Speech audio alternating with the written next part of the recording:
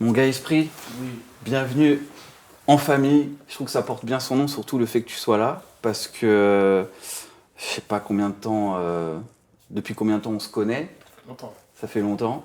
Et du coup, pour moi, c'était important de t'inviter à ce podcast, parce que depuis le début, je reçois beaucoup de créatifs, de photographes, de réals, et je trouvais ça intéressant de parler images avec toi, parce qu'on connaît.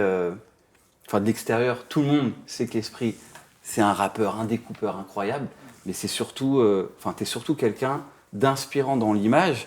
Du coup, l'idée pour moi de cette discussion, c'est de parler de ton parcours, mais aussi de ton point de vue et sur tout ce qui touche l'image, sur la direction artistique, parce que je sais que tu es très impliqué. Ouais. Ça fait des années que je bosse à tes côtés sur pas mal de covers et on va en parler en détail, mais pour moi, je les considère presque comme des feats avec toi. Yes. C'est pas juste Fifou propose des idées. À fond. Souvent, ça commence par Fifou, j'ai cet univers Ouais. que je voudrais défendre.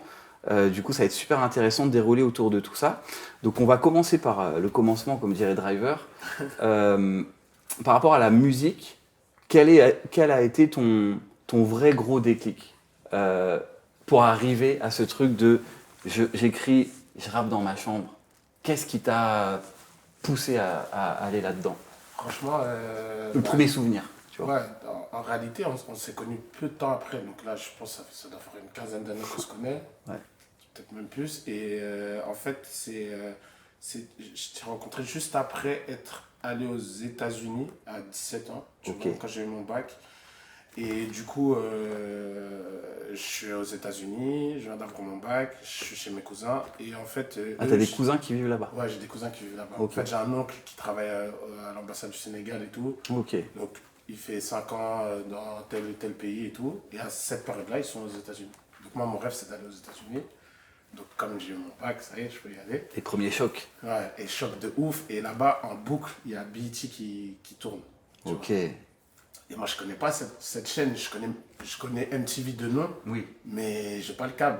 Tu vois Mais ce que je veux avant dire. ça, tu suivais un peu le rap français déjà un peu de Ouais, loin je ou tu suivais, t'es pas mais plus que ça? non, je suivais en mode auditeur lambda, tu sais, qui a, j'en sais rien, t'allumes Charlie et Lulu. Ça dure, tu vois. À un moment donné, tu vois Eminem, ils l'ont invité Eminem à un moment Ouais, donné. voilà. En fait, tu vois les mecs mainstream, Oui. tu vois, qui sont servis. Donc, je suis pas non plus un digger de ouf et tout, machin. Ouais. Et du coup, j'arrive, BET, et je me dis, putain, c'est quoi cette chaîne avec que du gros son? Donc, ça veut dire que à travers la télé, il y a que du gros son qui tourne dans la maison. Hmm. Et du coup, bah. Et c'est quoi qui t'a choqué? C'est le son, mais est-ce que l'image t'a choqué aussi à ce moment-là? Enfin, c'est un tout, quoi, Je c'est un vois les global. clips. Ouais, c'est ça. Tu vois, c'était.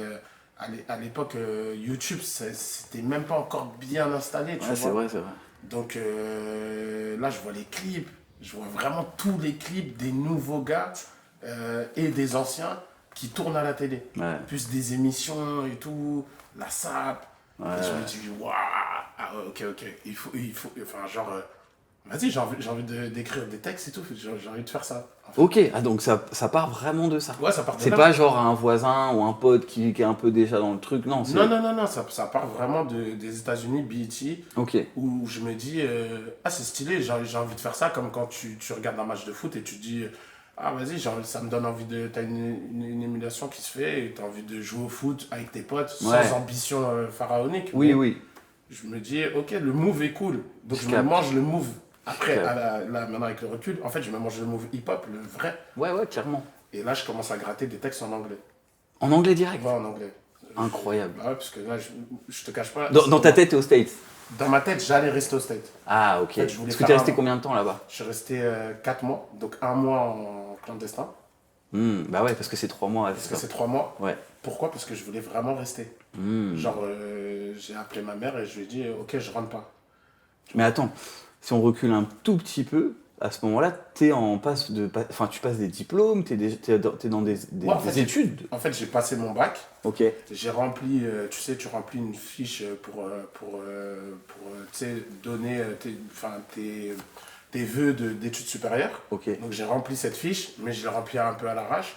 Et je me disais, non, j'ai pas envie de rentrer en France, faire un BTS, Oui. chose que j'ai faite au final. Mais Oui. j'ai pas envie de faire ça, ou j'ai pas envie d'aller à la fac. Je préfère rester aux États-Unis et m'inscrire dans une école aux États-Unis, tu vois. Putain. Mais à ce moment-là, je me pose pas la question de comment je vais faire, des papiers. Je sais juste que je me dis potentiellement, si je reste un mois de plus ou une semaine, ne serait-ce qu'une Faut semaine trouver de un plus taf ou... aux États-Unis, Ouais, ouais.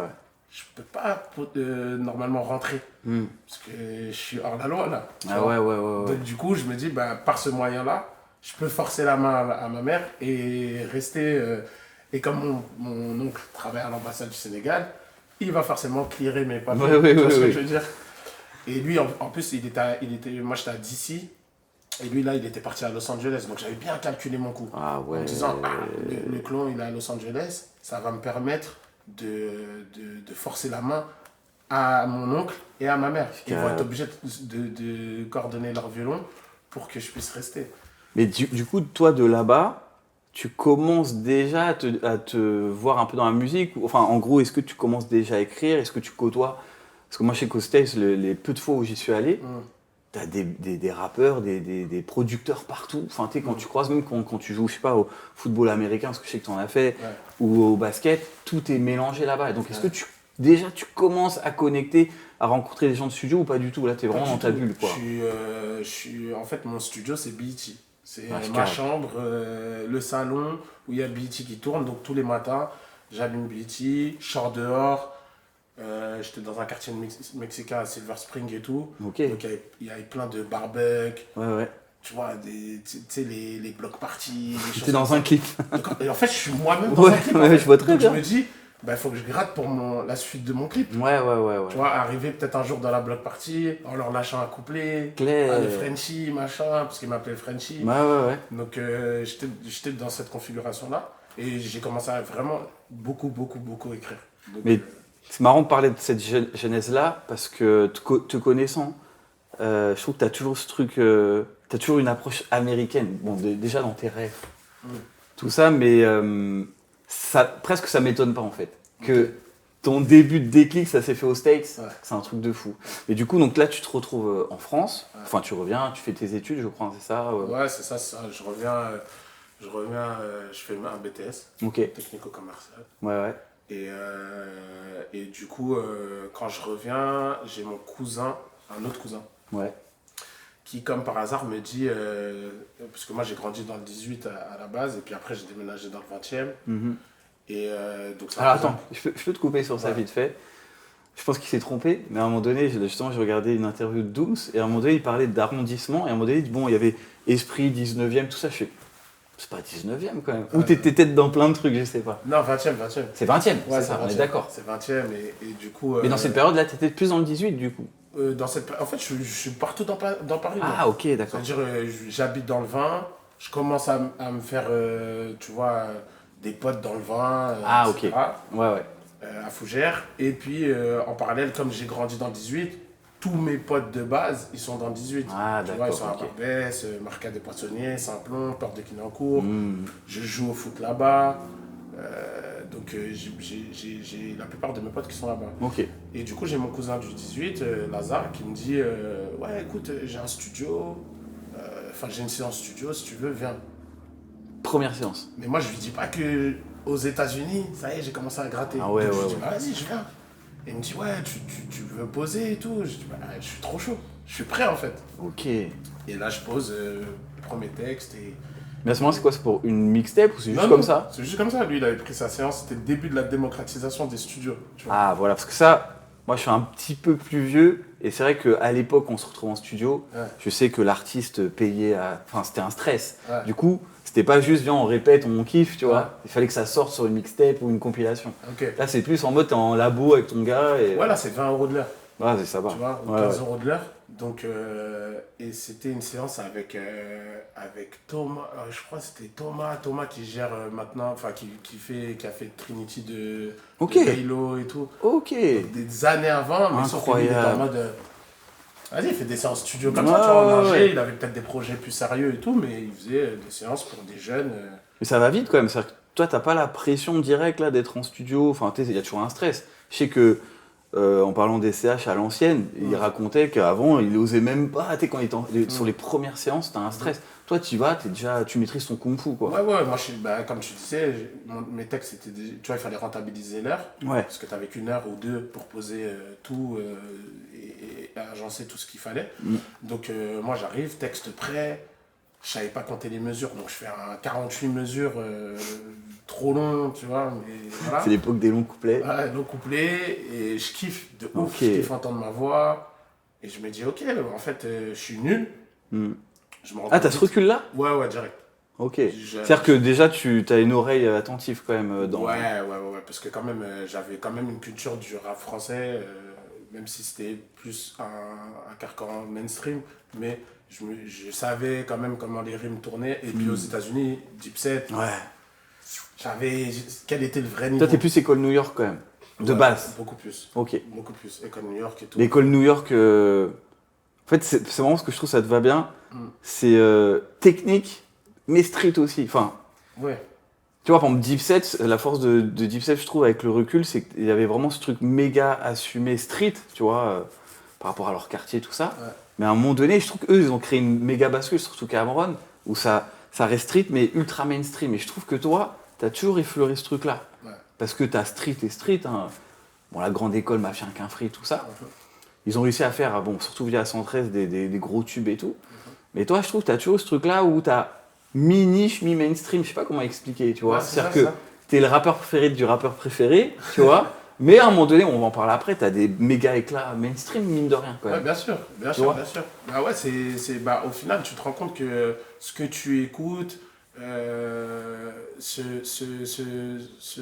reverse sur ce à quoi tu aspires. Ouais. Et après, ce que tu construis aussi, tu vois. Clair. Donc, ouais, clairement, une école comme Dipset, c'est des mecs d'Harlem. Donc, c'est des mecs de New York à l'intérieur même de Manhattan. C'est une ville dans une ville. Voilà, c'est une ville dans une ville au centre névralgique du terme et tout. Et moi, c'est un peu pareil. Je viens des quartiers de Paris intramuros. Nous, c'est pas la banlieue, donc c'est différent. T'as le métro juste à côté. Proche banlieue. Très proche banlieue, collé à la banlieue, tu vois. Il y a une rue qui nous sépare du 93. C'est ça. À Fougères, mais du coup, tu as aussi le métro de l'autre côté, et tu as 15 minutes de Châtelet ou 15 minutes du Louvre. Et tu es à 30 secondes de la campagne à Paris, tu vois. Là où tu as peut-être l'une des populations les plus riches de Paris qui habite. Clair. Donc tu as tout ce truc-là qui se mélange. C'est un village où tout est mélangé, en fait. Tout est mélangé comme à Harlem. Ouais, c'est vrai. Harlem, ils descendent, tu vois. À 2 rues près, ça change. Voilà, tu vois, je veux dire, ils vont être à la 142e, ils vont descendre à la 115e et plus bas, et ils vont arriver au centre de Manhattan, au centre peut-être des États-Unis, tu vois. Ouais, clair. Donc, je pense que cet environnement-là fait aussi ce que tu es. La richesse aussi. Ouais, ce que tu retranscris carrément. Mais tu vois, moi, moi, dans l'idée, on va pas rentrer dans tous les détails de ta carrière. On va surfer dans tout ça. Mais moi, ce que je trouverais intéressant, c'est... Donc moi, je suis la génération d'au-dessus, tu vois, donc qui a grandi avec le secteur A. Enfin, j'ai vraiment travaillé avec eux. Toi, quand tu arrives à ce moment-là, moi, je vous ai vu tous arriver là, ce qu'ils appellent la nouvelle école, hein, tu vois, du rap français, en tout cas des années 2010, c'est ça à peu près. Ouais, c'est ça. Le jeune esprit, à ce moment-là, comment tu observes les anciens? C'est quoi? Est-ce que tu dis, ah bon, bah, respect, c'est des anciens, tout ça, mais ça, je le ferai pas. On va parler d'image aussi à un moment donné, tu vois. Parce que moi, justement, à l'époque, j'ai travaillé avec des Doc Gynéco, des NTM, tout ça, eux, ils avaient une approche de l'image très instinctive, tu vois. C'était pas réfléchi. C'est-à-dire que moi, vraiment, quand je shootais Doc Gynéco, on shootait avec ce qu'on avait. Genre, t'es où? Ah, t'es chez toi, vas-y, on va dans la douche. Enfin, il n'y a pas... Non, mais tu vois, c'est cette génération-là. Et ce qui est assez marrant, quand aujourd'hui on parle de classic shit, dans l'image, c'est ce qu'on appelle les pochettes iconiques ou les photos iconiques, même de Biggie ou Tupac, je pense que c'était fait comme ça. C'est Tupac, sa cover mythique, parce que c'est un grand album de All Eyes on Me, finalement, c'est un fond noir, parce que je pense entre 2 tournages, il s'est mis là, il avait son... Tu vois, je dis pas qu'il n'y a pas de réflexion, mais c'était moins poussé. Toi, le jeune esprit, sans rentrer dans les détails de ton parcours dans l'image après, comment tu observes tout ça? Parce que tu arrives en mode collectif, jeune, mais tu observes quand même un truc. Ouais, bien sûr, j'observe tout. Ouais. C'est-à-dire que là, en un an, Je suis je suis une machine basée sur une éponge qui prend tout. Tu digères tout, quoi. Je digère tout, je parfait ma culture en termes de rap français, d'écriture, d'image, de ce qui se fait, ce qui se fait pas, aussi bah, ma génération, quels sont les acteurs de ma génération qui arrivent et tout. Et en même temps, je me dis, ok, moi je veux rentrer dans Deep Set. Hmm. Donc, pour rentrer dans Deep Set, il faut que je me démarque. Mm. Mon premier leitmotiv, c'est ça. C'est rentrer dans Deep Set, faire Deep Set France. Tu vois ce que je veux dire? Et pour moi, c'est même l'essence même du hip-hop en vrai. Ouais, c'est ça, c'est ça. C'est venu comme ça, on se démarque. Ouais, c'est ça, on essaie de se démarquer. Et du coup, ouais, je me dis, je kiffe la SAP depuis petit. Mm. Et en parallèle, il y a S.A.P. Rocky aussi qui commence à pop. C'est la même période. Tu vois? Ouais. Qui est ma génération, qui commence à pop et tout. Et du coup, je me dis, ok. Et je me mets en concurrence directement avec ces mecs-là, Ouais. comme je me mets en concurrence avec les mecs en France. Bien sûr, ouais. Et du coup, j'ai fait toutes les choses que j'ai faites instinctivement, quelque part.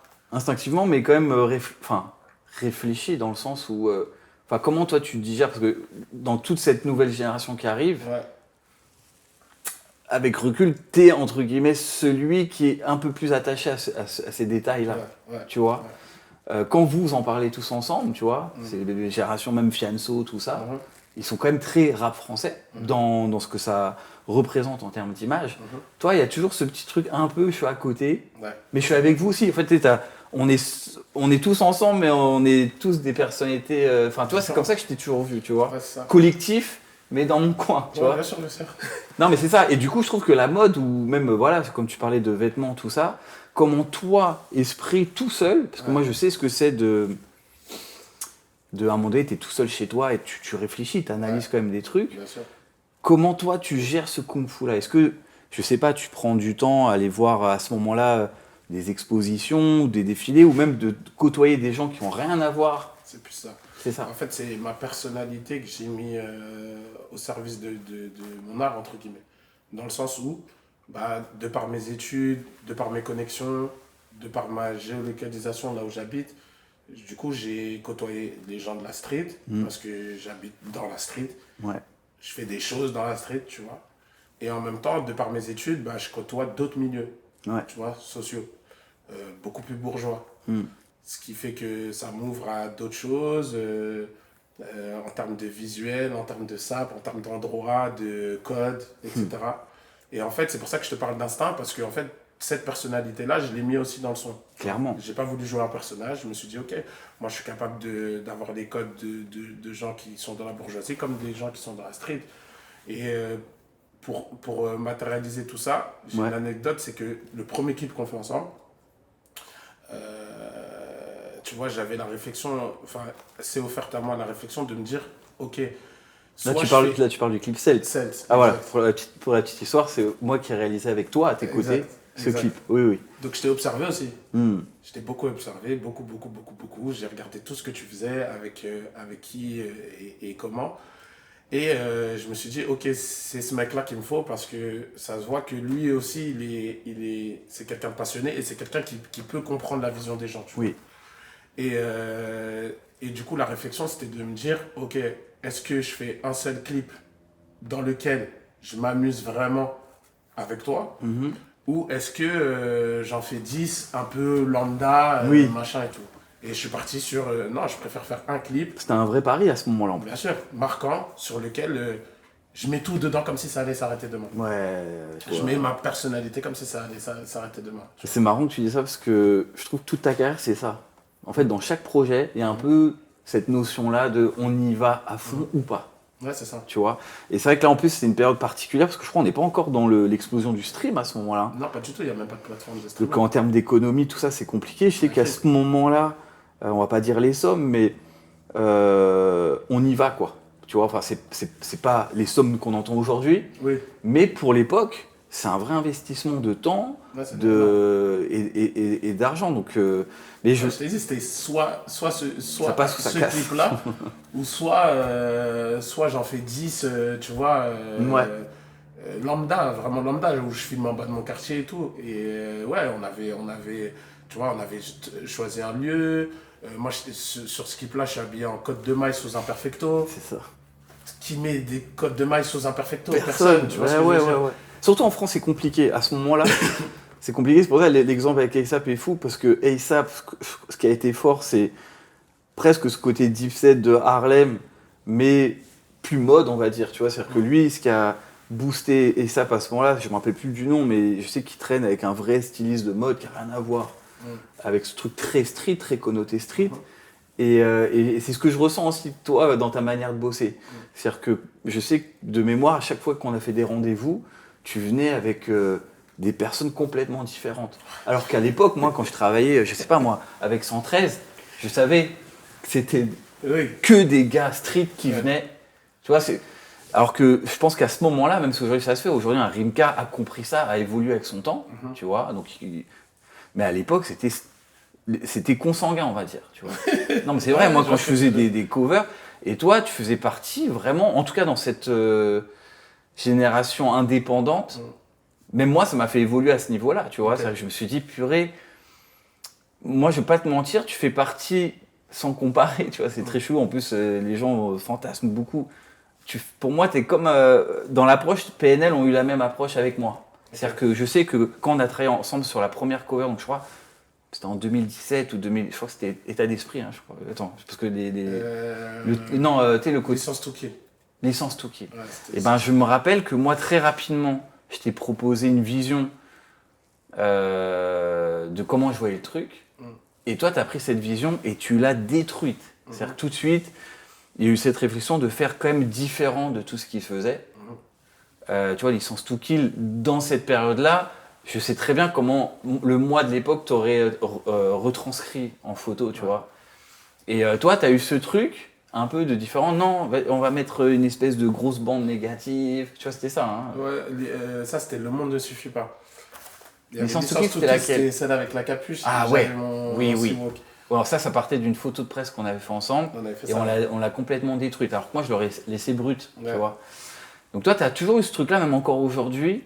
Et je pense qu'en interne ou même avec le business extérieur, tu peux être confronté à pas un rejet, mais des incompréhensions. C'est-à-dire que moi, je t'ai vu dans des freestyles et tout, et je parlais avec des chefs de projet de maison de disques et tout, parce qu'à un moment donné, il y a eu ce moment où tout le monde te voulait, tu vois. Et j'ai l'impression qu'eux, ils te voulaient dans un truc, tu vois. Genre, lui, c'est le découpeur, stylé, un peu Kaira, machin, dans le propos. Et il pouvait t'enfermer sur ça, tu vois. Et je pense que c'est là où ça devient compliqué, et c'est là où je pense que ça devient intéressant. Donc pour moi, le vrai sujet de la discussion d'aujourd'hui, c'est comment toi, tu as pris les rênes de tout ça, à quel moment tu as réussi à prendre les rênes, tu es ton propre capitaine, de travailler de A à Z toute l'imagerie d'Esprit Noir, finalement. À Celt. Ok. Je ne cache pas à Celt. À Celt, quand je commence à réfléchir à ce clip, quand je te contacte, quand on échange, quand je me dis putain, une des phrases que tu m'as dites qui m'a pas choqué, c'est quand tu m'as dit mais moi je suis trop content parce que je veux sortir de ce que je fais, machin. Et en plus, toi, tu avais fait, je crois, un seul clip. Ouais. Où je crois que tu étais en train de le faire. Ouais, de Nesbill. Oh, ouais. Je crois. Ouais. Tu commences à me dire, moi aussi, je vais aller Mister You. Et en fait, à ce moment-là, justement, moi, je suis dans la période où je prends entre guillemets tout. Ouais. Et vite, je me ralentis. Au bout de 3-4 projets, je me dis, ah, vas-y, en fait, en photo, tu peux être plus kung-fu, c'est plus rapide, c'est moins d'install, mais la vidéo, c'est conséquent. Ouais. Je me suis dit, en fait, attends, là, je vais reproduire tout ce que je fais en cover, mais dans un truc beaucoup plus énergivore. Donc c'est pour ça que quand on se rencontre à ce moment-là et que toi, tu me sors un peu de ma zone de confort, ou même pas ma zone de confort, c'est que tu me dis, gars, là, on peut être un peu plus libre. C'est ça le truc. On peut faire des bails. Et en fait, c'est là où je te dis, je suis un grand observateur. C'est que à la base, on s'est capté peut-être avec Fresh sur une cover, un truc. Ouais. On échange, on discute. Et toi, tu me dis, bah là, je suis sur le clip de Nesbill, j'aimerais faire des clips et tout. Moi, je rentre chez moi, je me dis, ok, on peut commencer ensemble. Et je préfère commencer avec un gars qui commence lui aussi. Ouais. Tu vois, on commence l'aventure T'as une ensemble. énergie de fou. Comme ça, il y a une énergie de fou, on est trop motivés et on va tirer le meilleur de chacun. Tu vois. Et donc, je rentre chez moi et je commence à me dire, ok, moi, je vais faire le clip avec Fifou et tout, machin. Et du coup, commencer l'aventure ensemble, en fait. Et c'est à partir de ce moment-là où je me dis, ok, on a fait Celt, j'ai placé une échelle et je peux pas redescendre. Ah non, c'est sûr. Impossible, je peux pas redescendre. Donc après, je te dis, toi aussi, tu as tes projets et tout, donc je te dis, est-ce que tu peux faire tous mes clips, tu vois? Et toi, tu me dis, ça va peut-être être compliqué, etc. Parce que moi, j'ai aussi ma partie photo. Et donc, là, à partir de ce moment-là, je suis obligé d'aller diguer, d'aller voir comment je peux faire pour m'inscrire dans ce qu'on a commencé à faire, tu vois. Et surtout, dans cette période, c'est pas facile, en soi. Non, il n'y a pas beaucoup de monde. Il n'y a pas beaucoup de réalisateurs. À ce moment-là, tu croises un peu des... Justement, est-ce que tu rencontres un peu des réals à l'époque, les Macari ou les... Bon, je sais que tu avais Demolition aussi beaucoup, mais est-ce que est-ce que ça se connecte un peu à ce moment-là? Je me rappelle plus trop. Je te cache pas, j'apprécie leur travail, ce qu'ils font, mais déjà d'une, c'est beaucoup trop cher pour moi. Et de deux, je me dis, ok, les mecs, comme tu disais, les mecs, ils vont peut-être appliquer leur vision, tu vois, ils ont peut-être, c'est pas une question d'ego, mais un peu, ils ont peut-être leur vision, et moi, ils vont peut-être pas comprendre, toi et moi, on se connaissait. Oui, bien sûr. Donc, ils vont peut-être pas comprendre, ils vont croire que je suis buté, alors que c'est pas ça, c'est juste que j'ai ma vision artistique. Ouais, puis après, comment on appelle ça, dans un collectif, quand tu bosses avec des humains, entre guillemets, il faut l'accroche. Humaine, mais aussi partager la même vision. Je pense que dans la musique, c'est pareil. À un moment donné, tu vas croiser un compo, les chakras ils vont s'ouvrir. Exact. Ça se fait naturellement. C'est une énergie, c'est des atomes crochus en fait. Clairement. Et donc, du coup, j'ai ce problème de coût, qui est le problème principal. Et ce problème de trouver quelqu'un qui peut être autant motivé que moi et en fait s'inscrire dans le projet. Et à ce moment-là, je prends que des entre guillemets, petits réals. Oui. Petits par la notoriété. Puis même mais grands par la créativité. Claire.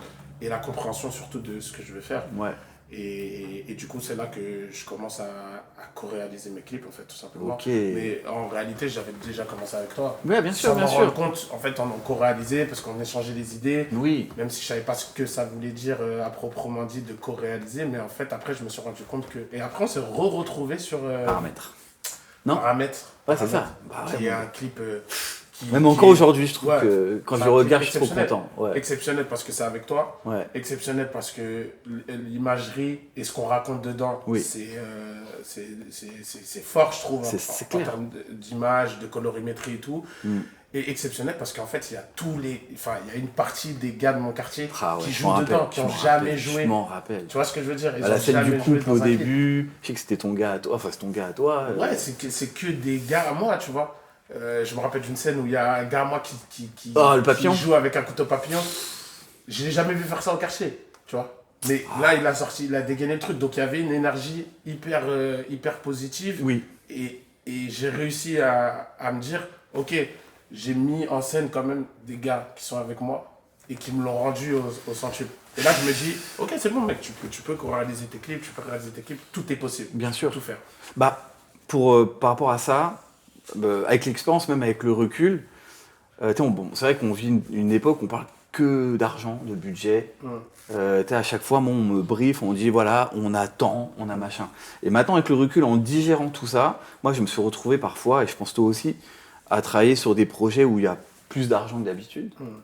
Et le résultat final, peut-être qu'il est moins bien que des moments où tu avais moins d'argent. Et en fait, moi, en analysant, je me suis dit, aujourd'hui, même quand je bosse avec des artistes, même des nouveaux artistes, qui me disent, écoute, on n'a pas beaucoup d'argent, en soi, c'est pas un problème. Non. Pour moi, la priorité, c'est est-ce que tu vas être impliqué? Parce que pour moi, un artiste qui a beaucoup d'argent, mais qui s'implique pas, et j'en ai fait quelques-uns il n'y a pas longtemps, tu vois qu'il manque un truc. Il manque une âme. C'est ça. Et justement, Paramètres, on a fait avec peu, avec ce qu'on pouvait, mais avec des gens impliqués, que ce soit Sylvestre Dediz, le chef-op, qui nous sortait une image de fou, qui arrivait quand même, je crois qu'on avait bossé avec la Red ou la RI, quand même, à l'époque, c'était un truc de fou. et le casting, tout ça. Donc l'implication de tous, pour moi, c'est devenu primordial en fait, avant l'argent, même si aujourd'hui, oui, il faut gagner sa vie, tout ça, tu vois. Ouais, de ouf. Et c'est pour ça que pour moi, c'est un souvenir de fou.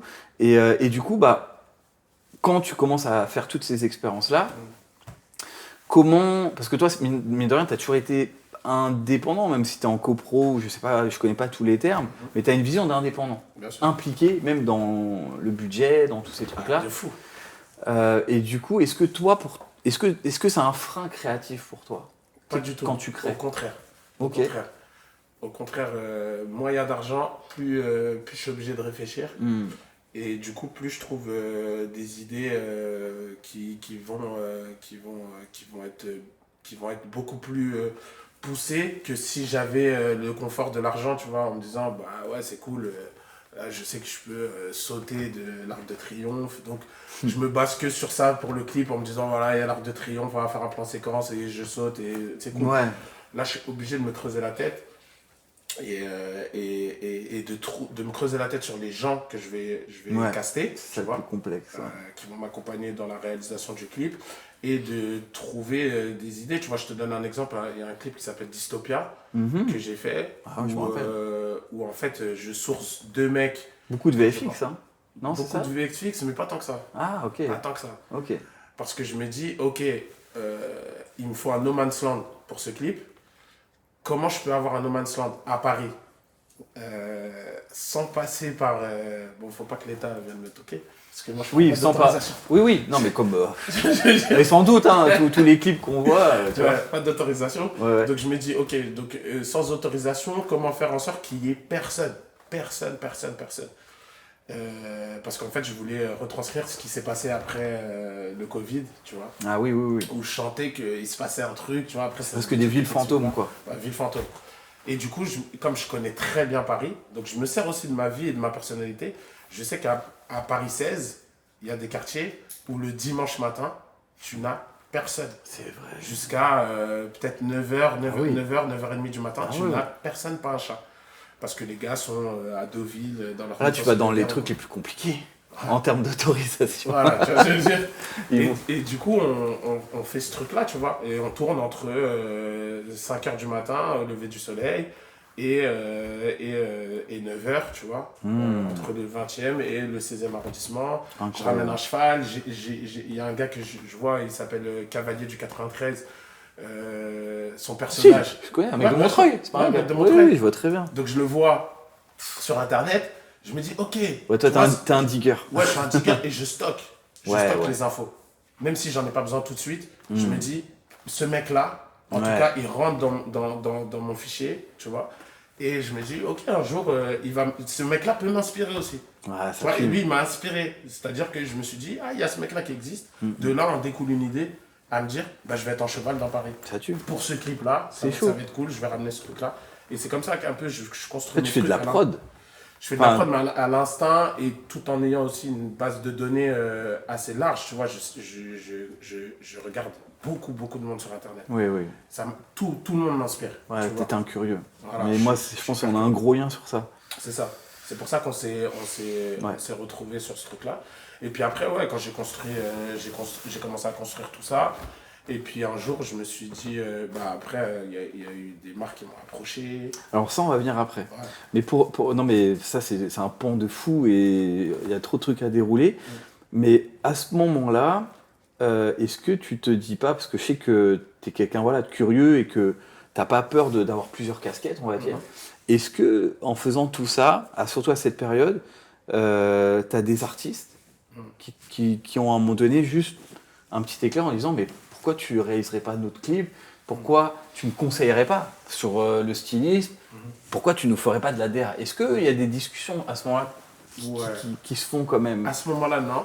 Ouais, Tu vois, à ce moment-là, non, mais plus tard, oui. ok. Donc plus tard, oui, j'ai soit donné des idées, soit co-réalisé des choses, Mhm. mais toujours dans l'ombre. Ok, En fait, j'aime bien que l'artiste prenne toute la lumière qu'il doit Je capte. prendre, ou que le réalisateur avec lequel je capte. co-réalise prenne la... C'est un échange de bons procédés. Clair. Je m'arrange sur le tarot, Ouais. mais je vais pas lui dire. oui, oui, Ça, c'est mon mindset à moi. oui. Je vais pas forcément lui dire. Mais je me dis, ok, le mec, il est là, je le paye pas de ouf, tu vois. Mm. quelque part, je lui donne la chance d'être exposé. Et du coup, la chance aussi de prendre toute la lumière. Et derrière, les gens ne savent pas combien coûte le clip. Mais bien sûr. Quand il va t'appeler, tu vois, à chaque fois, je dis au mec, je pense qu'il y a des gens qui vont t'appeler, tu vois. Et quand ils vont t'appeler, ne leur dis surtout pas pour combien on a fait le clip. Ah, bien sûr. Tu vois, Ah, parce ouais. que c'est un clip qui vaut au final cher. Nous, Et on qui l'a fait comme on l'a normalement devrait coûter peut-être 4 fois plus cher. fait. Ouais, Dans les règles, hein, je parle. Bien sûr, bien sûr. Tu vois, quand je te parle de Dystopia, c'est un clip qui peut facilement être facturé 80, 100 000 euros. Bah oui. Facile, tu vois. Mais tu sais que moi j'ai appris à tes côtés aussi, parce que c'était mes premiers clips entre guillemets produits, puisque là à ce moment-là on est accompagné d'HK Corp, tu vois, Ouais. qu'on fait paramètres. Ouais. Et c'est là que j'ai appris des choses, qu'on est des autodidactes. Ouais. En plus, des autodidactes qui viennent d'une culture de la débrouille, tu vois. Ouais. Où moi à l'époque, quand je faisais des photos, il y avait plein de monde, bah les gens qui étaient là, on les payait pas, tu vois. Et à un moment donné, HK, ils m'ont dit bon, il y a les potes d'esprit, tout ça. Mais normalement, dans la règle, on doit les déclarer, on doit les payer. Et moi, et je me rappelle, je ne dirais pas le prix, mais à l'époque, quand on se parlait tous entre nous, avec même Nouvelle École et tout, quand ils m'ont dit la somme, t'as vu, moi, à l'époque, je faisais des clips pour, je sais pas moi, 200 euros. Ouais. Quand on me parlait de la somme, qui aujourd'hui est dérisoire en vrai, j'étais choqué, je me dis, on va faire un truc hollywoodien. Et au final, on a fait un truc chambé, mais ultra minimaliste, parce que le gars, il dit, bah non, là, ça se paye, ça se paye. Du coup, j'ai compris après que tout ça, ça avait un coût, en fait. Ouais. Tous ces trucs presque gratuits qu'on a fait pendant des années, tous ces freestyles dans des bars et tout, bah, aujourd'hui, moi qui travaille dans des grosses campagnes et tout, quand on veut shooter dans un bar, il faut le louer. Et un bar, honnêtement, dans Paris, c'est pas donné, tu vois. Exact. Et il faut penser à tout ça. Et c'est vrai que moi, ce qui a été compliqué, c'est cette transition de bosser parfois sur des projets où j'avais des sommes peut-être 10 fois plus qu'à nos débuts, mais au final, on faisait moins bien parce qu'on a travaillé dans les règles dans tout, tu vois. Donc c'est là où c'est complexe quand même, tu vois. Parce que ça bride aussi, ça peut brider ta créativité. Tu es moins flexible, tu es moins modulable, tu dois rentrer dans des guidelines de temps. Oui. Tu vois, juste ça, avoir un temps restreint fait que tu laisses moins de place à l'accident, moins de place à l'organique, moins de place à la folie, au truc qui va arriver que tu n'avais pas prévu, l'idée que tu n'avais pas prévue, et dire ok les mecs, on change le plan sur la journée, on va faire ça comme ça en fait. Parce que je pense que toi, comment on a un côté artistique qui fait que dans ce côté artistique, il y a une liberté. Ouais, tu veux un peu de folie, quoi. Ouais, et c'est ça qui rend ton côté artistique plus efficient. Mm. Mais ouais, c'est vrai que quand tu es avec une prod... Toi, tu as une double casquette, moi j'y pense, mais par exemple sur ton dernier projet, avec tout ce que tu as appris là, parce qu'on va parler de musique, est-ce que tu relis dès le départ l'image? C'est-à-dire que, je sais pas, tu enregistres un morceau, tu trouves un titre où il y a une ambiance, est-ce que rapidement, tu as ce truc de... t'imagines déjà un clip ou un truc? Tu as quand même ce mécanisme? Ouais, toujours. Pour chaque son que je fais, j'ai déjà un mood, une imagerie qui vient dans ma tête, qui m'aide à écrire, qui m'aide à trouver parfois un refrain, qui m'aide aussi à sélectionner une instru, diriger une instru, tu vois. Donc je suis vraiment dans tous les compartiments de la création. C'est fou. Je suis impliqué. Ça, pour moi, c'est important d'en parler parce que depuis des années, je bosse avec des centaines d'artistes et tout. Et je pense qu'il y a toi, peut-être Dinos, enfin des artistes que je vois souvent, qui parfois vous m'envoyez une capture, ah ça c'est chaud, ça. Et je sais que c'est rare ça, en vrai, il faut le dire, c'est-à-dire que des artistes, c'est même pas forcément dans le rap, hein, mais même quand tu travailles dans la pop française ou tout ce que tu veux, généralement on m'appelle en tant que presta, et bah voilà, on te fait écouter un album, propose-nous une vision. Et avec toi, en tout cas, ça n'a jamais été le cas. C'est toujours parti d'une ref, d'un truc, d'une écriture de clip, et comment on emboîte tout ça, tu vois. Et ça, c'est important quand même de le mettre parce que, bon ça on va en parler après, mais je trouve que par exemple la nouvelle génération là qui arrive, c'est une génération qui a digéré justement tout ce que vous avez fait. Et ben moi, tous ces jeunes qui arrivent aujourd'hui, ça va jusqu'à la rafleuse, tous ces artistes-là, ils viennent, mais déjà presque à un mood board, tu vois. Et alors souvent c'est 2-3 slides, mais en gros ils ont déjà compris que l'image c'est ultra important et ça fait partie du business actuel. Et toi, tu en as fait partie des premiers. Du coup, on arrive à ça. Esprit Noir et les marques. Comment ça se passe? Comment ça débute tout ça? Ça débute en 2015-2016. Donc je sors son Dope avec Nekfeu sur l'album Feu. Donc en réalité, mon premier hit grâce à lui, tu vois. Ouais. D'ailleurs, l'anecdote de la manière dont ça s'est fait, je crois, je sais plus si tu en avais parlé, mais elle était assez folle. Il n'y avait pas une histoire. Il y a une histoire de refrain. En fait, il m'envoie ces 2 couplets. Il me dit, je suis pas sûr du son. C'était la même instru déjà à ce moment-là? Ouais, c'était la même instru. Ok. C'était la même instru. Il m'envoie. Mais on s'est rencontrés par hasard parce que nos 2 studios sont dans la même rue. Oui. Donc bref, on se rencontre, ça va, machin, on échange parce que c'est un pote, tu vois. Donc on échange, machin, il me dit t'es sur quoi? Je lui dis je suis en train de faire un projet, vas-y fais écouter un peu. Là où lui il est visionnaire, c'est qu'il écoute et moi je fais la nuit dans ce projet-là. Oui. Dont t'as fait la pochette, oui, tu vois. oui, Donc le monde ne suffit pas avec... où il était dedans lui aussi, non? Oui, c'est comme ça qu'il a été... Non mais incroyable cette histoire, c'est fou. En fait, il passe, Ouais. moi je suis dehors, tu vois, en train de passer un coup de fil, machin. Je le vois, il me dit ok, ça dit quoi Esprit, machin. Je lui dis mais toi ça dit quoi, qu'est-ce que tu fais là? Il me dit bah moi je suis au studio là, ok, là tu fais du son, ok. Il fait-moi écouter, donc je lui fais écouter, il y a la nuit. Et la nuit c'est l'un des premiers sons où je commence à chanter avec l'autotune, avec une voix un peu cassée, etc. Tu vois. Ouais. Et lui, visionnaire, il me dit... Enfin, il me dit rien sur le... Parce que là, c'est 2 techniciens qui parlent entre eux. Exactement. Tu vois, donc on aurait pu s'attendre à... Oui, tu je vois très bien. Et on n'est pas en mode, nous, dès qu'on se voit, vas-y, il faut qu'on fasse du son. Oui. Donc lui, il me dit rien, il rentre chez lui, paf, il m'envoie un message, il m'envoie ma dope. Parce qu'il avait écouté la nuit.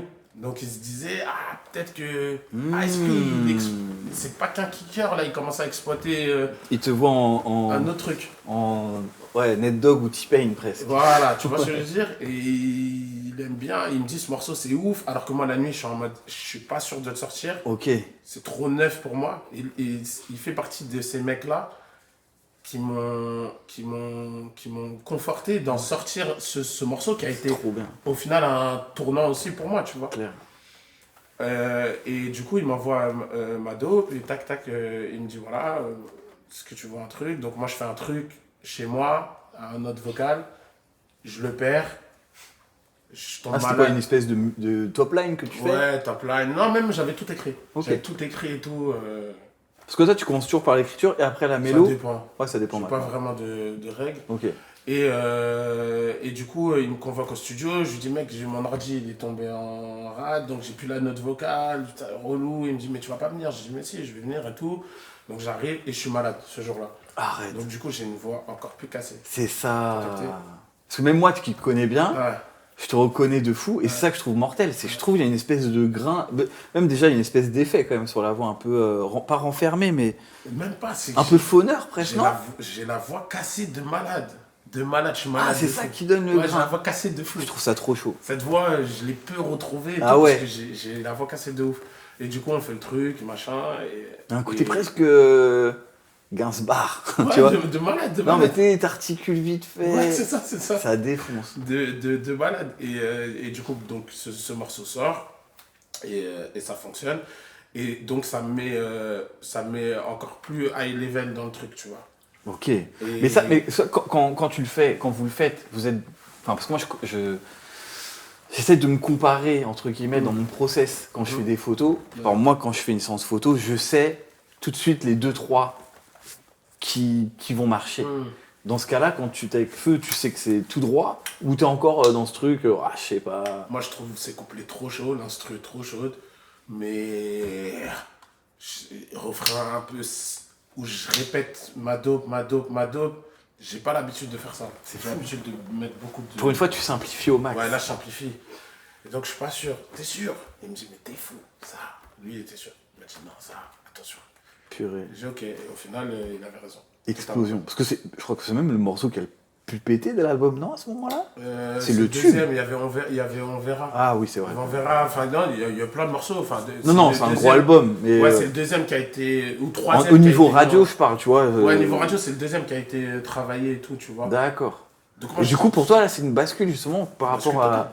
aux marques et les gens qui commencent c'est ça. à te démarcher. C'est la jeunesse de ce truc-là quand même aussi, tu vois. Parce que du coup, je suis un peu plus sur la map et tout. Et du coup, après ça, j'ai...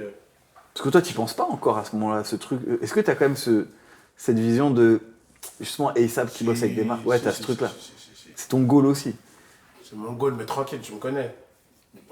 Ouais, mais... Ça arrive pas, je m'en fous. Oui, mais parce qu'il faut dire aussi, à ce moment-là, moi j'ai juste un souvenir de Jean-Paul Gaultier avec NTM, parce que, tu vois, NTM, il traînait beaucoup au bain-douche, donc ça croisait des Jean-Paul Gaultier, des Karl Lagerfeld, c'était des espèces de collectifs qui se mélangeaient.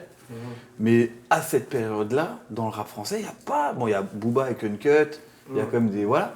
Mais ce truc de marque, entre guillemets, même luxe, ou d'un autre univers, parce que tu as vu cette histoire de Lacoste avec Arsenic et tout, on a vu qu'il y a plein de trucs qui ne fonctionnaient pas.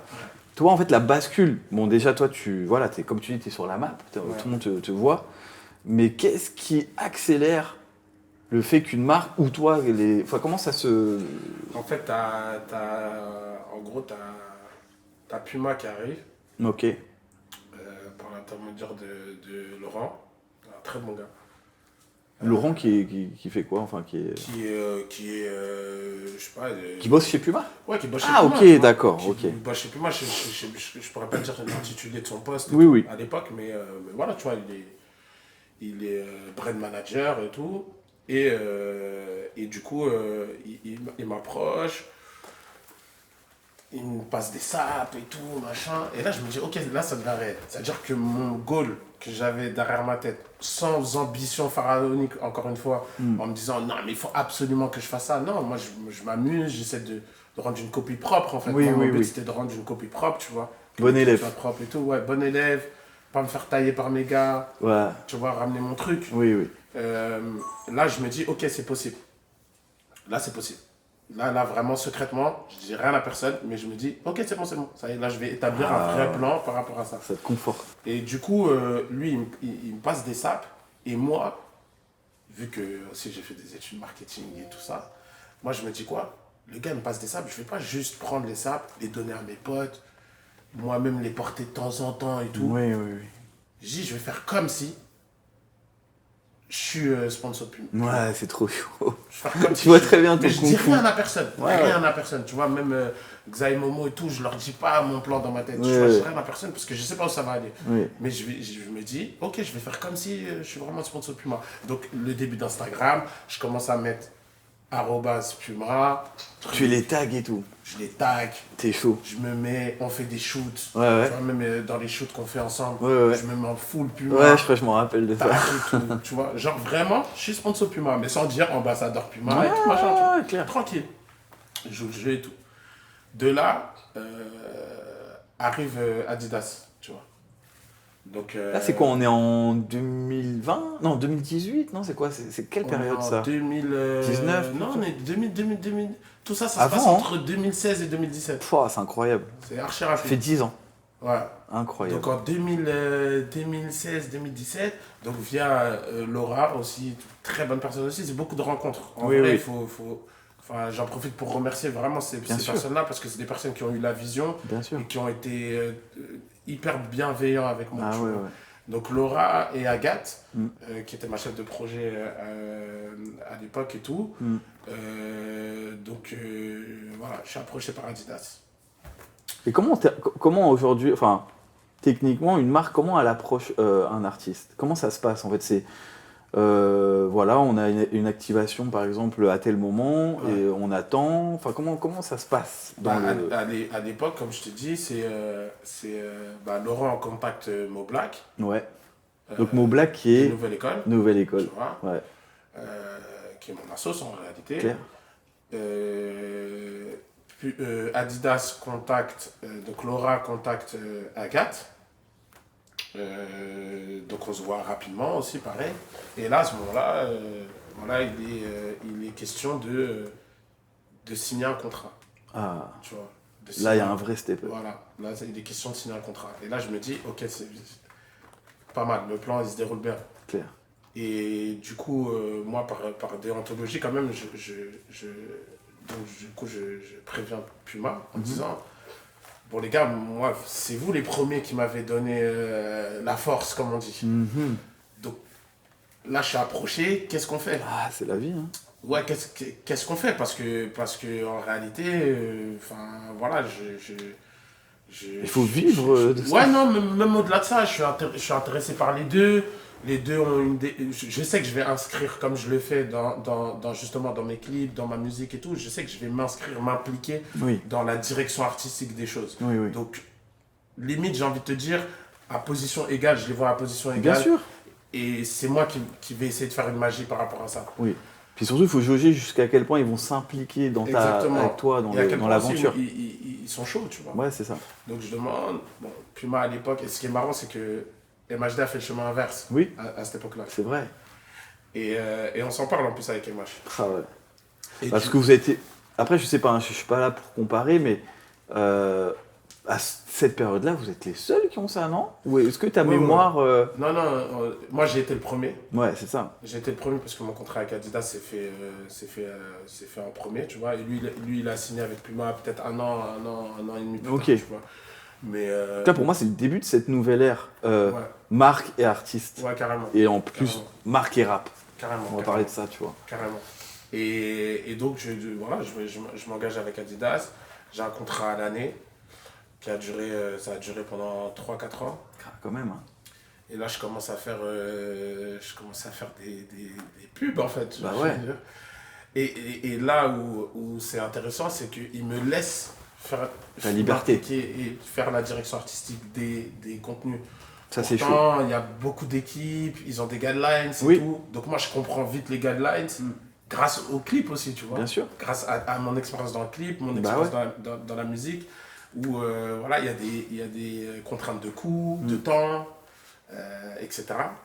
Et moi, en fait, je me rends compte que je suis familier à tout ça. Ouais, puis via ça te ce que passionne. j'ai fait dans la musique. Et ça me passionne de ouf. Ah ouais. Et je me dis, ok, let's go, on va ramener ce truc-là en France Hmm. pour que ça se démocratise. Oui. Tu vois, j'ai pas un truc genre très. Genre, tu fermes la porte égocentré. derrière toi. Non. Oui, oui, je Mon capte. but, c'était de me dire, mais si moi Ça va faire des j'arrive, petits. alors que je suis pas le plus gros vendeur. Mm, Tu mm. vois. Pas Et le ça, plus- justement, ça, c'est un sujet. Je voulais en parler. À ce moment-là, comme tu dis, t'es pas le plus gros vendeur. Mhm. Donc, qu'est-ce qui, selon toi, rassure la marque? En dehors du fait que, bon, ok, t'as du visu, t'as du flow, tout ça, mais comment. En fait, c'est quoi leurs arguments, entre guillemets? Tu vois ce que je veux dire? C'est que. Techniquement, une marque peut se dire, bah, c'est simple, on va regarder le plus gros vendeur, celui qui a le plus d'exposition, on va le suivre. Et je pense justement, après, c'est pour aussi revenir avec tout ce que tu disais, c'est que tout ce que tu as construit depuis des années, je pense qu'il les a rassurés aussi, tu Bien vois. sûr. C'est surtout ça. Ouais, bien sûr, bien sûr. Je pense qu'eux, ils ont regardé les crédits des clips, C'est ça. ils ont j'étais impliqué, ils regardent comment je gère mon Instagram, comment je gère ma communication. Mm. Je pense ils regardent tout ça. Oui. Et après aussi, il faut pas oublier l'aspect humain. Oui. Parce qu'on fait quand même des métiers où l'aspect humain est primordial. Donc il y a Il y le a- contact, Oui, sentir la vision du gars. oui. Mais tu vois, moi, à l'époque, à l'époque, je parlais beaucoup avec des gens d'Adidas qui sont des amis à moi, tout ça. Et souvent, ce qu'ils me disaient, c'est que bah, c'est simple. Les gamins, à un moment donné, donc cette cible jeune, vont se dire, bah, Esprit, il a trop de style. On veut ressembler à Esprit. Tu vois ce que je veux dire? Il y a ce truc d'identification qui est super important. Aussi. Mais du coup, toi, à ce moment-là, donc tu as ces premiers gros contrats avec les marques. Donc, bien évidemment, bah, parfois c'est reconduit ou pas. Comment ça devient pratiquement peut-être, je sais pas, 50% de ton quotidien? Aujourd'hui, par exemple, si on arrive à aujourd'hui, comment tu mets en place ce travail-là? Comment tu t'entoures? Comment elles viennent te voir? Est-ce que tu continues à démarcher? Enfin, comment se gère, sans rentrer dans les détails, hein, mais comment ça se gère ce 360 marques dans ton quotidien aujourd'hui, tu vois? Bah, en fait, du coup, j'ai toujours pas sorti mon premier album que j'ai déjà signé avec Adidas. Tu vois. Eux, ils savent que je vais sortir mon premier album. Et pour revenir à ce que tu disais, je pense qu'ils ont senti aussi que j'étais quelqu'un qui avait quand même une certaine direction Ouais. et un certain gameplay. Oui, oui. Et quand je sors mon premier album, moi je sais pas ce que ça va donner. Je fais tout pour que ça donne quelque chose, mais je sais pas ce que ça va donner. À ce moment-là, je me dis, par rapport au carcan marque, je me dis, ok, t'as un mastodonte qui a misé sur toi. Ouais. Mec, il faut que tu. Il faut que tu. Il faut que tu développes le truc. Tu vois. S'il y en a un qui a misé sur toi, d'autres peut-être peuvent Ah miser ouais, ouais, sur c'est toi, clair. Ouais, ouais. Et puis après, il y a le destin. Le destin fait que je rencontre une personne qui s'appelle Mariama, par hasard. Parce que je pars faire un clip avec 4 Queues, Jaco. Ah, je me rappelle de ce morceau. Qui est au final un clip qui n'est jamais sorti. Ouais, mais je me rappelle. La direction artistique a été pas bonne du tout. Pourtant, Ça arrive, hein, ça, il faut le dire souvent. Il y a beaucoup de clips jetés. Hein. Ouais. Et même des pochettes, hein. Moi, ça m'arrive. Hein. Ok. C'est ça. Et là, en l'occurrence, c'est jeté. Mais tu vois, je te parle de cette anecdote parce que je pense qu'il y a une grosse part du destin, même de Dieu. Bien Tu sûr. vois, moi, je suis croyant. Voilà. C'est que des rencontres. Ouais, c'est ça. Donc, je vais à New York. Et en fait, à New York, pour moi, donc je reviens, tu vois, à mes débuts. Ça faisait longtemps que je n'étais pas parti à New York. Donc, ça te rouvre les chakras. Ouais, voilà. Ouais. Et là, je reviens sur un truc de mes débuts où, à l'époque, j'aimais bien prendre des ensembles Dickies. Donc là, je me dis, ok, je suis avec les 4 Queues et je leur dis, eux, ils sont plus en mode footlocker, machin et tout. Je leur dis, là, les gars, moi, je crois qu'on va se séparer. Moi, je vais aller chercher du Incroyable. Dickies. En plus, Dickies, c'est vraiment les codes de OG de l'époque. De l'époque. Ouais. Parce que souvenir de New York, de mes débuts, les cartonnés, tout ça. Cartonné, paire de Cortez ou All Star, machin et tout. Et je me dis, je vais me faire un petit flow comme ça quand je Mais c'est un flow West presque. Hein, un flow West, tu vois. Ok. Mais je suis aux États-Unis. Donc je me dis, voilà. Et je trouve pas. Donc je rentre. Et là, je rencontre un mec, Jean Joly et tout, qui au final est un influenceur mode. Donc un métier aussi qui est peu connu de l'autre côté, tu vois. Ah, c'est clair. Et je lui dis, on s'entraîne dans la même salle de sport, je lui dis, ouais mec, j'ai cherché des... Putain, je reviens de New York. Anecdotique le truc. Je reviens de New York, j'ai pas trouvé de Dickies, c'est dingue. Il me dit, t'as pas trouvé de Dickies? Je dis, ah, j'étais comme un ouf, je fais plein de boutiques et tout, j'ai pas trouvé. Il me dit, écoute, je connais une meuf qui taffe, tu vois, dans le bureau de presse, qui gère Dickies. Incroyable, ok. Je me dis, vas-y, je peux te mettre en contact, vas-y, pas de problème, tac, je la contacte. On doit se voir. Et moi, je vais au salon parce que je commence à faire mes propres sapes aussi. Ouais, parce qu'il y a cette histoire-là aussi. Je commence à faire mes propres sapes, soit pour tes shoots, soit pour, tu vois... Moi, je sais qu'en général, sur les covers qu'on shoot, tu as des tenues sur mesure. Souvent, tu fais avec notre amie Maëlle, qui est une couturière de dingue. Exactement. Mais je sais que c'est toi qui dessines avec elle et tout. C'est trop bien. C'est pour ça que je te dis le destin. Parce qu'à ce moment-là, il y a une émulsion en fait, qui fait que en fait, j'ai toutes les personnes de ma team qui sont là. Mais c'est pas encore une team réunie, mais elles sont là. Tu vois. Et je travaille avec chacune d'elles par parcimonie, on va dire. Et donc, je commence à faire les sapes avec Maëlle, que je rencontre aussi via PDG, tu vois, qui me dit, il y a une meuf, elle aime trop ta avec toi. Qui PDG, qui est proche de section d'assaut. De Watibé, tout ça. Watibé, dont je suis proche aussi, donc on se connaît depuis. Donc c'est pour ça que je t'ai dit, en fait, tout s'imbrique. Et du coup, je vais au salon du textile. Ok. Le jour où je dois rencontrer Mariama, tu vois. Et j'arrive archi en retard. Mais vraiment archi en retard. Tu vois, genre, vas-y, je m'éternise au salon. Là, tu coches la case rappeur pour eux, quoi. Exactement. Et du coup, j'arrive et tout, et donc, on parle, machin. Et pourquoi je te dis j'arrive en retard? Parce que je pense que ce retard a fait qu'on a beaucoup plus parlé qu'on aurait dû. Ah, ok. C'est pour ça que je te parle de destin aussi, oui. parfois. Et du coup, on commence à parler et je lui dis, écoute, moi, toi, qu'est-ce que tu fais? Déjà, j'aime bien, moi, échanger avec les gens et savoir ce qu'ils font avant de moi dire ce que je fais. Elle ne me connaît pas forcément, elle ne sait pas forcément ce que je fais. Enfin, elle sait que je suis rappeur, mais elle ne connaît pas forcément ce que je fais. Et elle m'explique. Elle me dit, moi, je m'occupe d'influenceurs mode, je m'occupe aussi je fais aussi de la relation presse pour des marques, donc, dont Dickies, etc., mais d'autres. Ok. Et je m'occupe d'influenceurs mode, comme Jean, celui qui m'a branché avec elle. Oui. Et là, moi, dans ma tête, je me dis, influenceur mode, il travaille avec les marques de luxe, machin, ok. Juste, ça t'a jamais traversé l'esprit de travailler avec un rappeur et tout? Elle me dit, non, pas vraiment, machin et tout. Je dis, ok. Donc, pareil, comme pour toi, je rentre chez moi. Je réfléchis 2 secondes. Bam, bam, je lui envoie un message. Je dis, écoute, moi, j'aimerais bien travailler avec toi. J'aimerais bien que tu travaille avec moi. Je pense que ce que tu fais avec ces influenceurs mode, tu peux le faire avec moi. Clair. Sachant que moi, c'est pas comme si je sortais de nulle part. Oui, oui. J'ai quand même... Ah oui, t'es déjà ambassadeur d'une grosse marque et je suis tout. déjà ambassadeur d'une marque, donc ça peut bien se T'es passer. légitime. Voilà. Donc on s'inscrit dans ça. Et elle me dit, bon, écoute, je sais pas. Voilà. Mais de son côté, elle fait un test. Tu vois, elle commence à activer son réseau, fait un petit test, machin. Et de là, il y a Kenzo. Donc Kenzo, c'est la preuve de concept, la première preuve de concept de notre association. Tu vois. D'accord. Donc sur Kenzo, on apprend à se connaître. J'apprends à connaître son métier, ce qu'elle fait. Elle apprend à connaître ce que je fais en termes de direction artistique aussi, Ok. en termes d'image. On apprend à se connaître, tu vois, l'un et l'autre. Et du coup, après, ça démarre. Et Incroyable. Du coup, après, on s'associe et après, j'ai fait le run que les gens connaissent. C'est trop bien. Et du coup, en fait, quand tu bosses justement avec Mariama, donc en gros, qui est là pour t'accompagner avec les marques, tout ça, ça va jusqu'à la réflexion de la stratégie avec la marque, par exemple. Parce que j'imagine, et ça m'est déjà arrivé, où parfois, t'as une marque qui peut avoir une vision, mais toi, avec le recul, tu dis, bah écoute, moi, par rapport à ce que je représente, ça va pas bien matché, mais du coup, il faut qu'on ait intelligence ensemble de faire du sur-mesure presque, tu vois.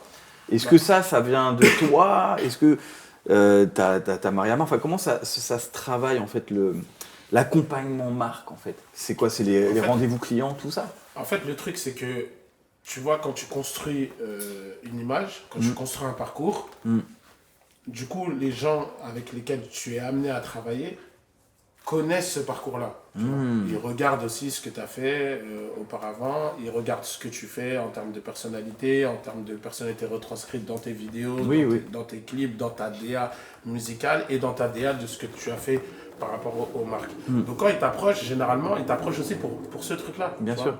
Pour que tu ramènes l'impulsion de ta créativité à la marque. Oui. Donc cette question, elle se pose pas trop. Ouais, je vois ce que tu veux dire. Les mecs, ils vont juste te donner des ganas de...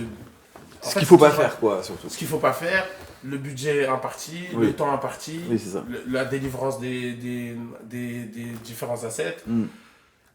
Et toi, du coup, tu viens, tu proposes tes idées. C'est très chaud. Tu viens, tu dis, voilà, ok, j'ai compris votre problématique, entre guillemets, ou en tout cas, votre vision et là où vous voulez aller. Est-ce qu'on pourrait pas le faire comme ci, comme ça, comme ça, comme ça?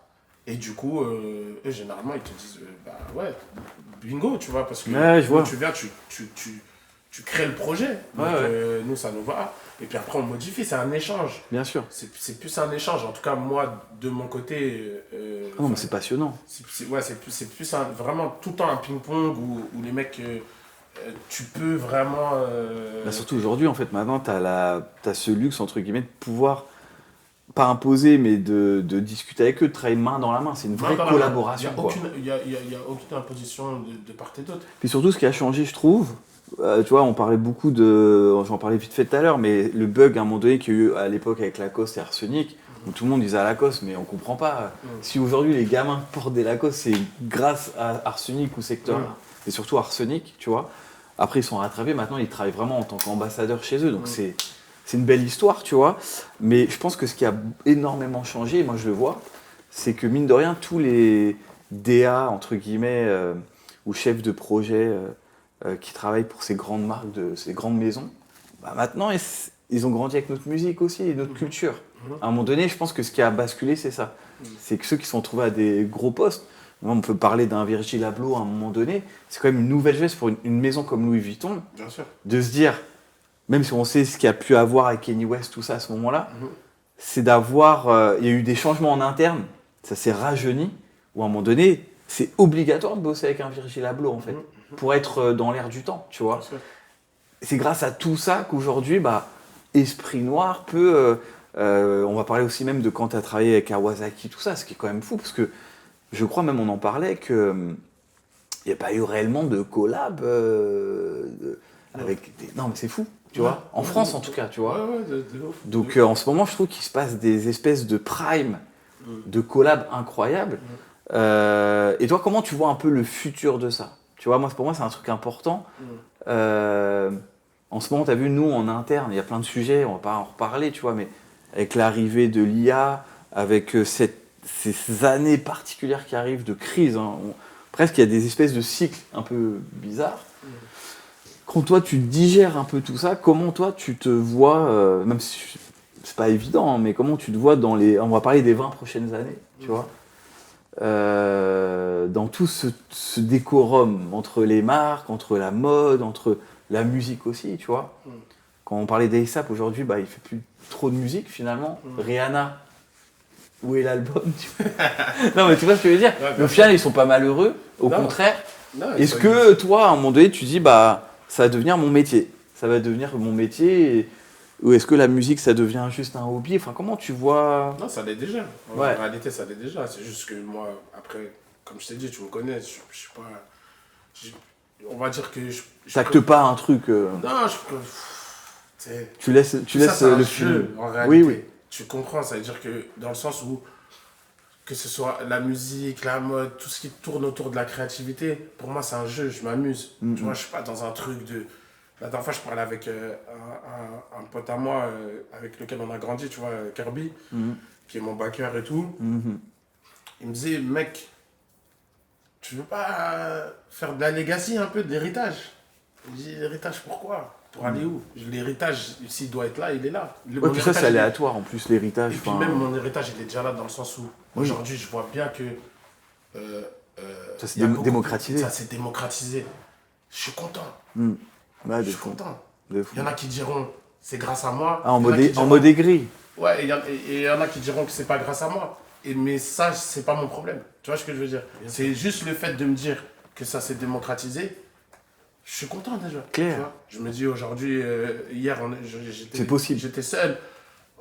Demain, il y en aura peut-être 50, 60, 100. Bien sûr. C'est nickel. Ah ouais. Comme un Virgil Abloh, comme tu dis, lui, il a amené sa pierre à l'édifice. Kanye, avant lui, a amené sa pierre à l'édifice. Et Sap aussi a ramené sa pierre à l'édifice. Tu vois, il y a plein d'agents qui bossent dans le monde, tu vois, qu'on connaît même pas. Ça se trouve, il y en a en Asie qui ont aussi bossé pour ce truc-là, tu vois. Ouais, de fou. Et chacun ramène sa pierre à l'édifice. Après, il y en a qui vont vouloir prendre les fleurs de ce truc-là. Moi, je m'inscris plus dans un truc. Non, mais il faut être tourné vers le futur aussi. C'est-à-dire que, tu vois, moi, je vois dans tout ce que j'ai pu faire, tous les jours, je reçois, il y a des gros réals ou des photographes qui m'ont dit merci, tu nous as, entre guillemets, motivés à faire ça. Bien sûr. Mais déjà, je suis fier déjà de ça. Mais en soi, je peux pas être aigri. Qu'est-ce que tu vas leur dire? C'est comme toi. Si demain, c'est sûr, aujourd'hui, on voit toutes les marques, on voit les guides Base Bar, on voit les Tiakola qui font des collabs aussi. On sait tous d'où ça vient. En tout cas, que je pense que justement, comme tu dis, tu as rassuré à ce niveau-là, je pense. Tu vois, beaucoup de gens, déjà les marques, parce qu'il y a eu des stats quand même, tu vois, il y a eu des choses qui ont vraiment fonctionné. Et les marques, c'est aussi pour ça qu'elles t'appellent, parce que c'est des choses qui fonctionnent. Et parce que justement, il y a de la créativité, il y a de la réflexion. C'est pas juste raccorder à un succès de musique, par exemple. Parce que justement, parfois, il y a des années qui passent où toi, tu sors pas réellement un projet, mais on te voit faire tes collabs, on te voit sur ça. Est-ce que toi, tu as ce stress un peu, c'est pour ça que je parlais un peu du nouveau monde là, qui arrive, donc en parlant de l'IA, mais surtout en parlant de ce qu'on appelle l'algorithme. Moi, je le vois en interne avec beaucoup d'artistes qui créent un méga stress, tu vois. Des artistes de renom qui me disent, je suis dans un stress de pas sortir un truc là dans les 6 mois parce que je vois l'algorithme qui descend, et c'est assez particulier. Est-ce que toi, t'as ce stress là ou pas? Mec, tu me connais. Oui, non, moi je te connais, mais il faut le dire au grand public. J'en ai rien à cirer. Ouais. J'ai connu le stress de la vie, tu comprends? C'est-à-dire quand j'ai commencé à rapper, j'étais dans un stress de la vie. J'avais un bac+3, je trouvais pas de taf, en tout cas à hauteur de mes ambitions. Je faisais des petits boulots qui n'avaient rien à voir avec mon niveau d'études. En même temps, j'étais en train de te rappeler mes premières pochettes, je me disais non. Ouais, faut pas qu'on monte ma tête, mystérieux. parce que moi je vais taffer après, et tout machin. Donc j'étais dans ce stress-là. Vrai stress de la vie, de l'oseille, de comment je fais, je suis là, j'ai tel âge, comment j'organise mon truc. Aujourd'hui, c'est pas l'algorithme qui va me stresser. C'est clair. Et surtout, depuis que j'ai commencé, c'est ce qu'on disait au début de l'interview, je te disais, genre, le truc, c'est que j'ai toujours vécu la musique, enfin, tout ce qu'il y a en termes de créativité, comme si c'était le dernier jour. Je sais depuis le début que ça peut s'arrêter demain. Tu vois, ce que je te disais avec le premier clip, bien, on fait un clip de ouf. Parce que si ça s'arrête demain, je veux que le seul clip qui reste, c'est celui-là. Tu vois, pour moi-même, pas pour les autres. Pour juste moi-même, me dire, le clip était pas mal, c'était avec Fifo, on s'est bien amusé, on a bien fait. Oui. Donc, et du coup, tu arrives à prendre du recul. Toujours cette montagne-là. Et est-ce que toi, par exemple, quand on parle de tout ce qui se passe en IA, est-ce que c'est un truc, moi je vais te dire comment moi je le perçois, parce que c'est des gros stress en interne, forcément. Tu vois, il y a des campagnes de tournage qui s'annulent, même dans le cinéma, il y a... Enfin voilà, on voit tout ce qui se passe. Moi, j'avoue, je suis plus de la team de... Ça m'ouvre encore plus les chakras créatifs, parce que je gagne du temps sur certaines choses, et je vois presque comme un complément, comme nous à l'époque, on avait le 5D qui arrivait, où tu disais, mais en fait, t'as plus besoin d'avoir la grosse caméra. Mais au final, aujourd'hui, la grosse caméra, on continue d'utiliser. Moi, je suis plus... un truc. Voilà. Et moi, je pense que l'artisanat explose encore plus aujourd'hui. C'est-à-dire que maîtriser un truc artisanal, comme on parlait de Maël qui fait ses patrons, qui découpe ses tissus, tout ça. Moi, en tout cas, dans la photo, je fais peut-être encore plus d'argentique qu'à l'époque. C'est-à-dire qu'on a accès à des caméras de malade, mais au final, je fais toujours mon petit pola tranquille. Et ça finit en pochette. Kintsugi, c'est un pola, tu vois. Du coup, je suis assez à l'aise sur ça, tu vois. Et donc, toi, sur ton processus créatif, par exemple, je sais pas, c'est un projet, ou même quand tu dessines une ligne de fringue ou quoi, est-ce que tu commences à utiliser un peu tous ces outils-là, ou tu restes dans... Tu vois, toi, je pense que un mec comme toi, tu vois, tu as l'IO, l'intelligence organique. L'intelligence organique, elle est trop importante. C'est clair. Tu vois, sinon tout meurt. Donc moi, je suis un mec aussi, j'utilise l'IO. Maintenant, tu peux mettre l'IO et l'IA, faire des featuring, il n'y a pas de problème. Moi, aujourd'hui, je suis en train de diguer l'IA comme je t'ai digué toi. C'est ça. Je suis en train de regarder comment... T'analyses. Comment je peux bonifier ce nouveau partenaire. Comment je peux faire en sorte que rendre l'IA un peu plus organique, tu vois. Moi je suis dans tu vois ce que je veux dire. Moi, je suis carrément dans ce truc. En faire un assistant qui vient bonifier ton temps en plus. Oui, c'est ça. Ta créativité et qui vient aussi peut-être comme tu disais, ouvrir des chakras sur ta créativité en disant ah ouais, mais ça c'est possible en fait. Là où j'ai un frein, là où hier j'avais un frein sur, j'en sais rien moi, sur la faisabilité d'un même sur un point technique d'un truc. Un point technique d'une chose. Grâce à l'IA, je vais pouvoir gommer ce point technique. C'est ça. Mais ça va pas remplacer les trucs. Non, je pense pas. Ça va remplacer, certes, beaucoup de choses. Mais, tu vois, comme j'ai dit un jour, la créativité, la créativité organique, tu peux pas la... Je prêche un convaincu. Ah non, moi je suis là-dedans. La gommer, elle est même inestimable. Clair. Tu comprends, toi tu veux facturer ton boulot, moi je vais facturer le mien. Mais en réalité, est-ce que ça vaut le prix qu'on facture? Oui et non. C'est sûr. Ça c'est un point de vue. Parce que c'est inestimable, le cerveau humain, c'est inestimable. Et ça, je pense que tu peux pas le remplacer. Donc moi, je n'ai pas de stress par rapport à ça. Je me dis juste qu'il faut épouser l'époque dans laquelle on vit, les innovations technologiques qu'on a. Comme tu l'as bien dit, à l'époque, ça filmait avec... tu vois, avec des grosses caméras, c'était compliqué, mais au final le 5D est arrivé, ça a démocratisé, maintenant on peut filmer avec la... Donc ça va plus vite et tu arrives quand même à avoir des bons rendus, mais derrière tout ça, il y a un humain. Ah mais c'est sûr. Tu vois. Écoute, on s'approche de la fin, moi tes esprits, on préparait peut-être toute la nuit, on a déjà fait. Moi je voulais un peu terminer sur une petite question assez bateau, parce que tu parlais de Legacy justement.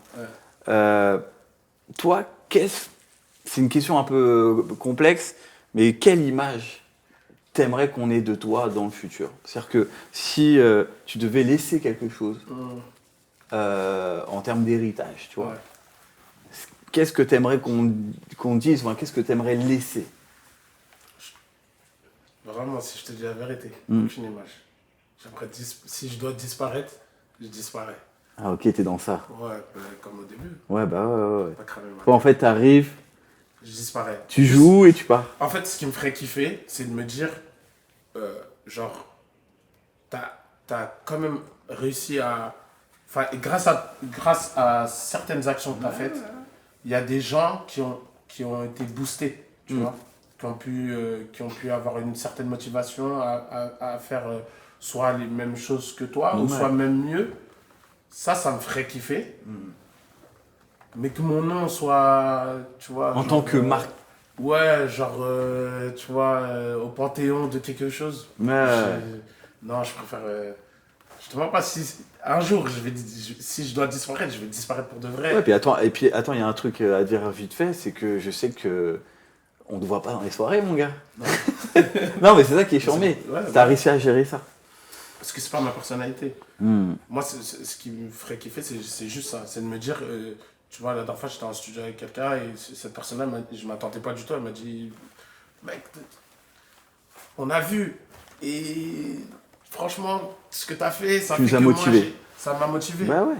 Nickel. Tu vois, mais si je pouvais effacer mon nom, effacer tous mes clips, effacer tout, je le ferais. Reset, un jour. Ouais, reset de fou. Ouais, c'est chaud. Reset de fou. Franchement, c'est ça qui me ferait kiffer. J'avoue, ça va bien et que ça serait cohérent. Ouais, tu vois, ouais, franchement, reset de fou, c'est ça qui me ferait kiffer. De malade. Tout en regardant de loin, en me disant, ah ouais, lourd. J'avoue, pour moi, c'est un grand luxe. C'est le meilleur des luxe. Je fais comme Goldman. Ouais. Bon, sauf que son nom, il est là, tu vois, mais c'est trop Ouais. bien. On le voit plus. Tu vois, c'est lourd et je trouve que ça laisse la place aussi aux autres, tu Ouais, vois, je suis de d'accord. faire leur truc. Donc moi, je suis plus dans ça. Merci, mon grand. Merci Ça va, d'être ça venu. En famille, comme toujours. Ouais, tu connais. Force à toi pour la suite, mon grand. Merci, toi aussi, toi aussi. Un grand merci à Xiaomi, partenaire de ce podcast.